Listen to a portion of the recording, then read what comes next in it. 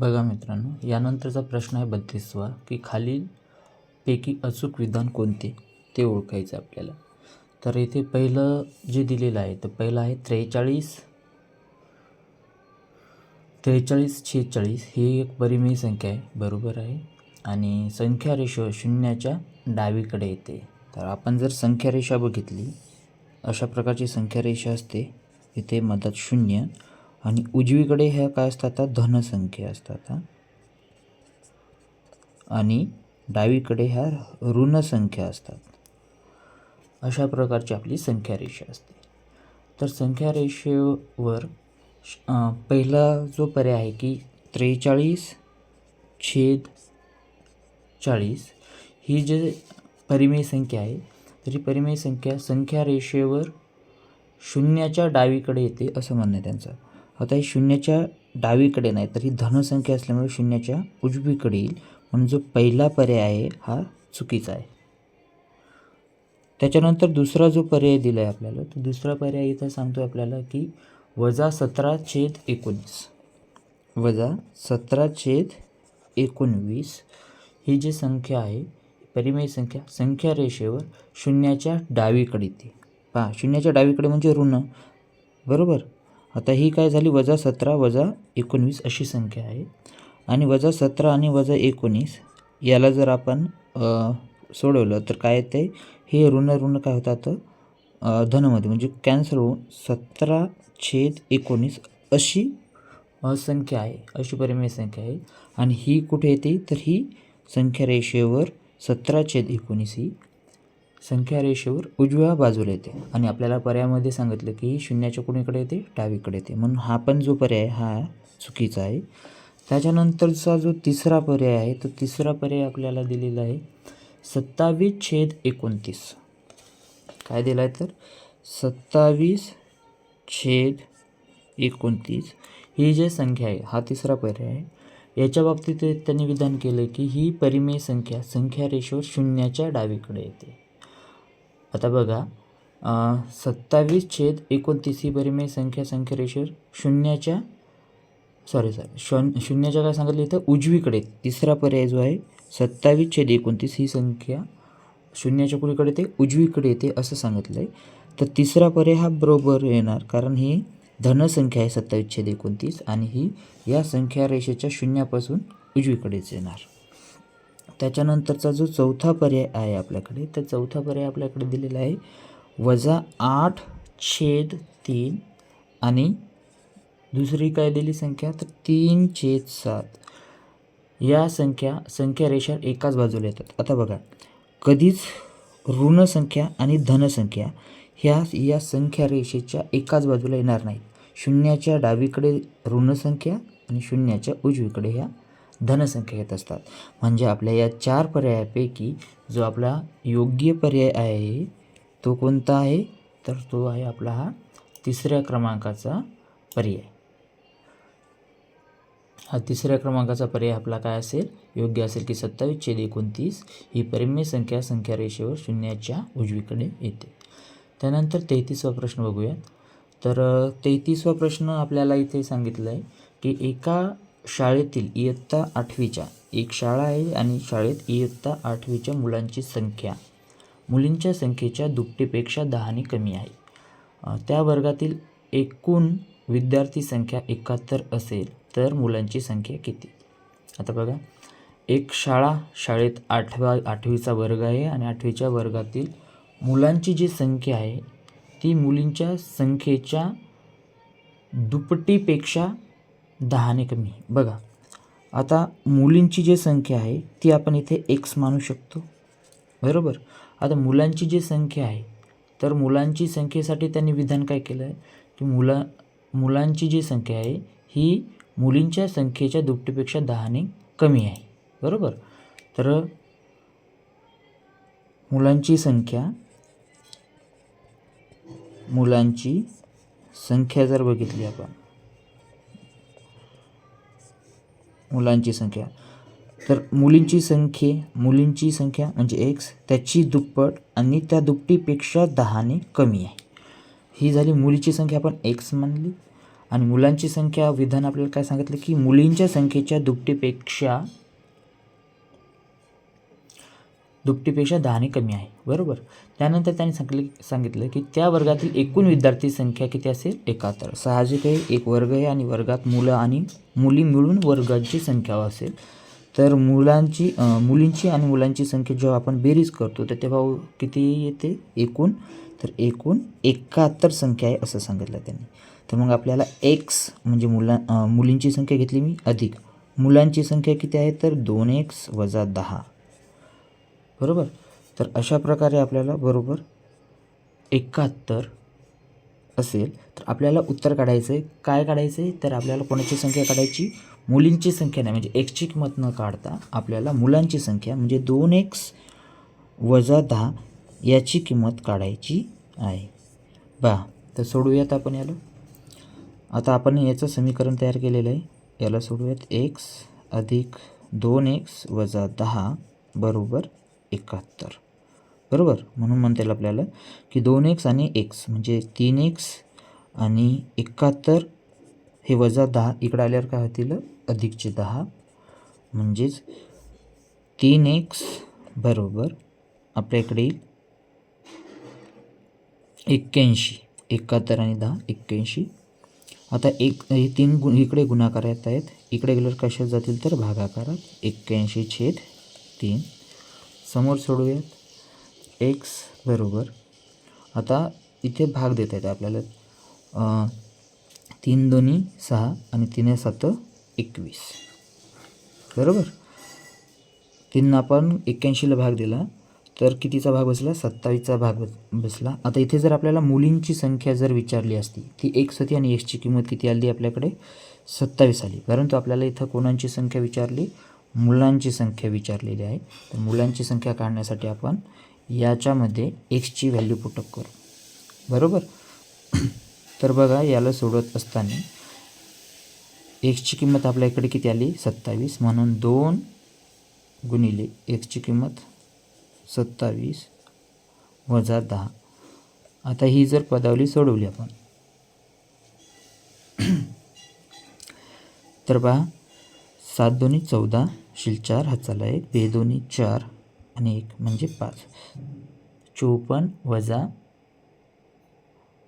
10 म्हणजे आपल्याकडे जे उत्तर येते ते 54 - 10 म्हणजे किती येईल 44 संख्या.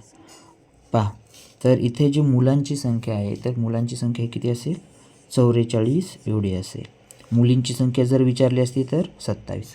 म्हणजे आपला जो पर्याय दिलेला आहे या 4 पर्यायापैकी पहिला पर्याय 44 मुलांची जी संख्या आहे ही किती असेल, मुलांची जी संख्या असेल ती किती असेल बघा, मुलांची संख्या ही 44 एवढी आहे असं आपल्याला इथं म्हणता येईल. आता यानंतर बघा नंतरचा जो प्रश्न दिला आपल्याला, नंतरचा प्रश्न आहे आपल्याकडे 34वा. तर 34वा प्रश्न आपल्याला एक बहुपदी दिली आणि बहुपदीमध्ये दुसरी बहुपदी मिळवली असता म्हणजे काय मिळवले असतात बघा. प्रश्न वाचून घेऊया आपण पूर्ण. पहिल्यांदा एक बहुपदी दिली, कोणती आहे बहुपदी तर 2x⁵ वजा 3x अधिक 1, बरोबर. या बहुपदीमध्ये कोणती बहुपदी मिळवली असता 3x² अधिक 5x अधिक 1 ही बहुपदी मिळेल. आता या बहुपदीमध्ये अशी संख्या मिसळली म्हणजे ही पाहून आपण मिसळायलो म्हणजे आपल्याला काय या मोठी बहुपदी कोणती असेल तर येणारं उत्तर, बरोबर. तर आपण काय करूयात या बहुपदीमधून ही बहुपदी वजा करूयात. बघा 3x² अधिक 5x अधिक 1 यामधून वजा काय करायचं आपल्याला 2x⁵ वजा 3x अधिक 1. आता लक्षात घ्या इथे घात सारखे आहेत का तर नाही. तर आपण ज्या संख्या आहेत त्या वेगवेगळ्या म्हणजे घातांकाच्या नियमानुसार लिहू. तर इथं 2x, आता इथं 2x⁵ असणारी संख्या एकही नाही म्हणून मी इथे लिहितो 2x⁵ अधिक. आता एक्सचा वर्ग असणाऱ्या याच्यात एक पण नाही, मग आपल्याला इथं काय करावं लागेल, 0x वर्ग लिहावा लागेल. आता 5x एक्स असणारा म्हणजे एक्सचा घात 1 असणारा एक संख्या आपल्याकडे आहे, ती काय आहे इथं -3x, म्हणून इथे मी -3x लिहितो. आणि शेवटी काय तर +1, बरोबर. तर इथे +1 लिहितो. आता याची आपल्याला काय करायची, वजाबाकी करायची. तर याची वजाबाकी करताना आपचे जे चिन्ह आहे तर ते काय होतील, बदलतील. आता चिन्ह बदलल्यानंतर बघा, 1 मधून -1 गेले तर इथं काय राहील, 0. आता इथे 5 आणि 3, तर 5 आणि 3 होतात 8x, अधिकचे 8x. आणि इथे जर बघितलं आपण तर 3x वर्ग वजा 0x वर्ग म्हणजेच काही अधिक 3x वर्ग. आणि इथे काही वजा 2x घात, म्हणजे याला जर आपण व्यवस्थित जर मांडणी केली तर वजा 2x अधिक 3x वर्ग अधिक 8x, बरोबर. तर अशा प्रकारचा पर्याय आपल्याला आपल्या पर्यायामध्ये 4 पर्यायापैकी दिसतो का, तर बघा, तर असा पर्याय कोणता येईल, वजा 2x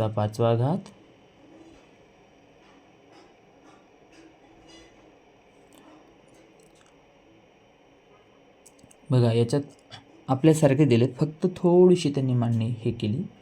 आता इथे वजा 8x दिलं आहे आणि आपल्याला गणितामध्ये काय दिलं इथं,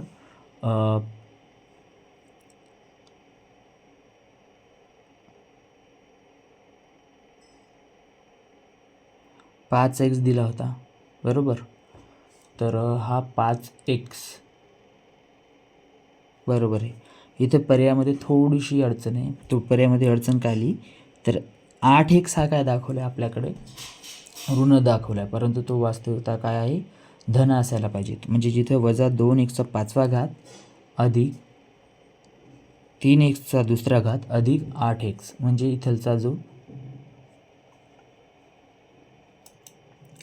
इथलचा जो हा पर्याय आहे कितवा, तर हा चौथा पर्याय. बघा, हा चौथा पर्याय काय असेल, बरोबर उत्तर असेल.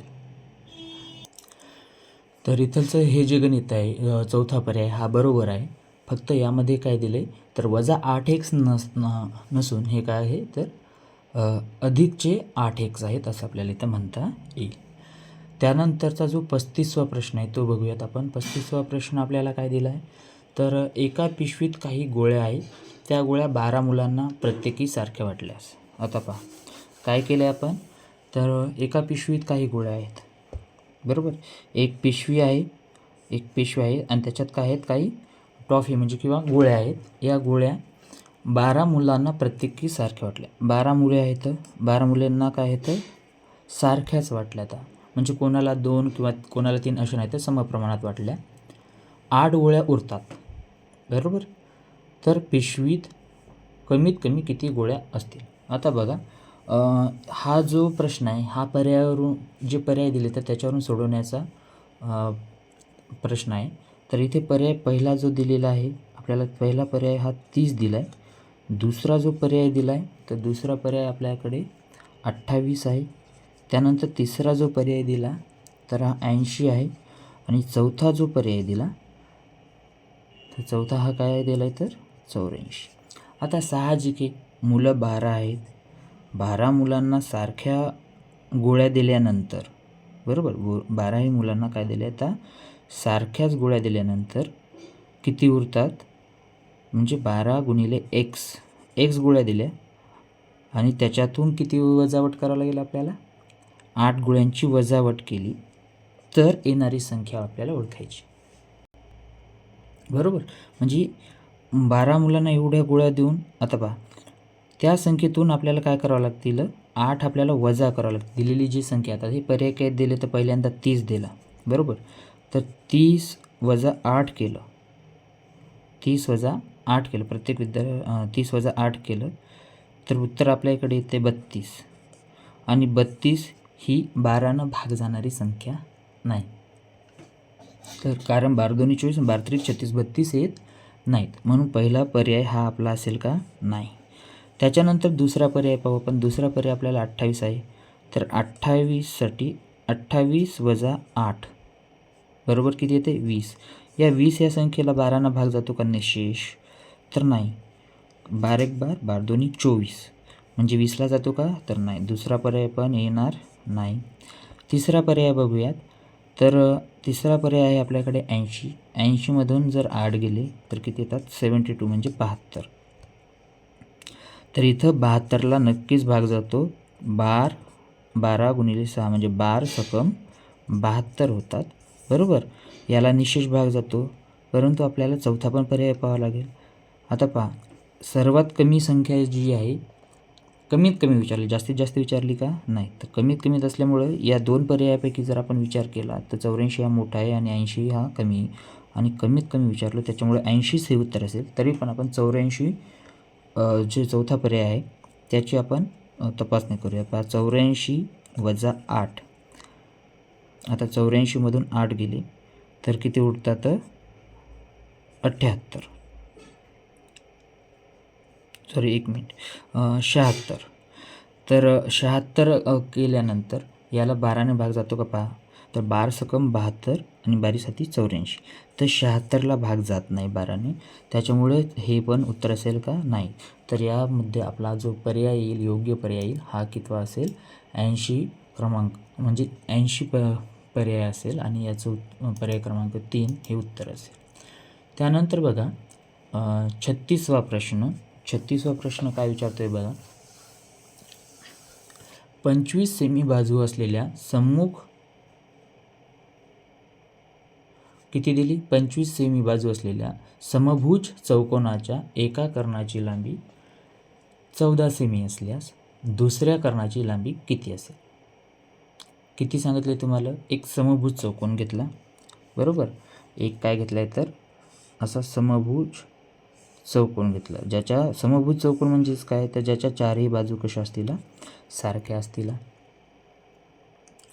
समभुज चौकोनाच्या एका कर्णाची लांबी, आता पहा, हा कर्ण घेतला, या कर्णाची लांबी सांगितली त्याने किती आहे? 14 सेमी असल्यास किती दिली? 14 सेमी. दुसऱ्या कर्णाची लांबी किती असेल?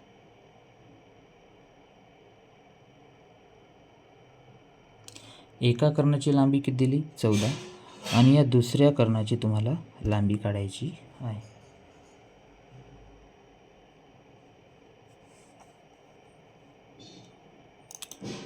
तर बघा, एक बाजू किती दिली आहे? 25, बरोबर. ही जी दिली आहे प्रत्येक बाजू ही किती असेल? 25. ही पण 25 असेल, त्यानंतर ही पण 25 असेल, त्यानंतर ही पण 25 असेल. आता जो समभुज चौकोनाचं कर्णाचे जे नियम आहे, तर ते कर्ण काय असतात? एकमेकांना दुभागत असतात, लंब दुभाजक असतात. आणि लंब दुभाजक म्हटल्यावर, आणि ते लंब दुभाजक म्हटलं की लंब दुभाजक काय करतोय? तर ते जे कर्ण आहेत एकमेकांना दोन समान भागामध्ये काय करतो? विभागणी करतो. म्हणजे इथून इथपर्यंतचं अंतर आणि इथून इथपर्यंतचं अंतर काय सारखं असेल, त्याचबरोबर हे पण काय असेल? सारखं असेल. आता यातला कोणताही एक कर्ण जर आपण किती 14 सेंटीमीटरचा पकडला तर हा काय येईल? 7 आणि 7 येईल, बरोबर. आता बघा, 25, इथं एक आपल्याकडला असा काटकोन त्रिकोण तयार व्हायला, ज्याचा कर्ण आपल्याला 25 सेमी भेटायला, आणि एक बाजू किती भेटायली? आपल्याला 7 भेटायली. म्हणजे इथं आपल्याला इथं पायथागोरसचा प्रमेय वापरता येतो, बरोबर. म्हणजे इथे हा 90 अंशासमोरची जी भुजा असते ती कर्ण असते. कर्णाचा वर्ग केला म्हणजे 25चा वर्ग करावा लागेल, आणि त्याच्यातून वजा काय करावं लागेल? या भुजेचा वर्ग म्हणजे 7चा वर्ग केला तर आपल्याला ही जे एक्स किंवा वाय जे आपल्याला जे मानले आपण, तर एक्सचा वर्ग भेटेल, बरोबर. तर पहा, 25चा वर्ग येतो आपल्याकडे 625, आणि 7चा वर्ग येतो 49, बरोबर एक्सचा वर्ग. आता इथे जर लक्षात घेतलं तर 15तून 5मधून 9 म्हणून 15तून 9 गेले, तर 15तून 9 गेल्यानंतर आपल्याकडे उरतात 6,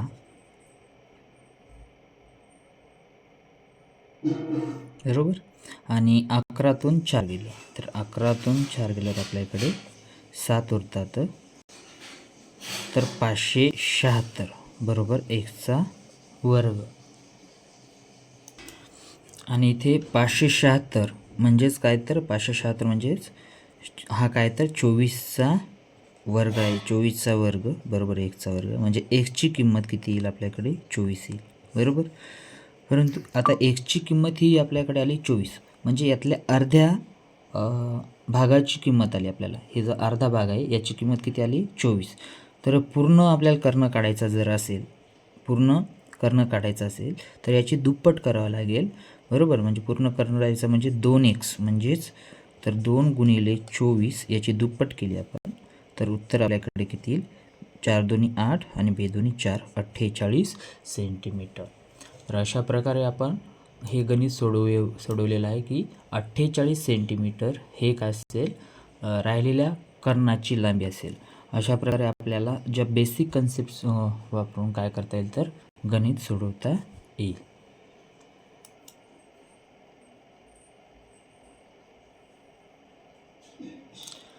अशा प्रकारे आपल्याला सर्व गणित सोडवता येईल. प्रत्येक प्रश्न हा व्यवस्थित वाचून समजून घ्यावा आणि त्यानंतर त्याचं आकलन करून आपण ते उदाहरण सोडवण्याचा प्रयत्न करूयात. आजच्यासाठी एवढंच. यानंतरच आपण नेक्स्ट व्हिडिओ लेक्चरमध्ये